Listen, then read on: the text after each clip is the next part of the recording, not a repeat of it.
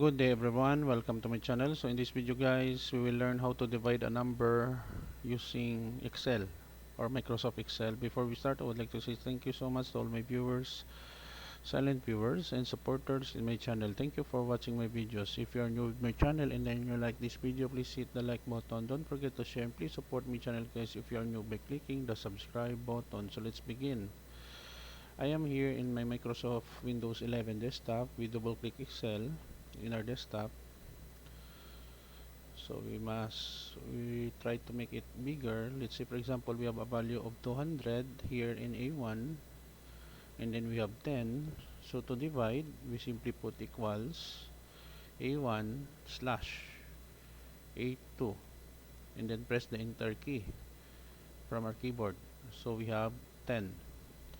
Another example, let's say we have 16 in A1 and then A2 we have 4.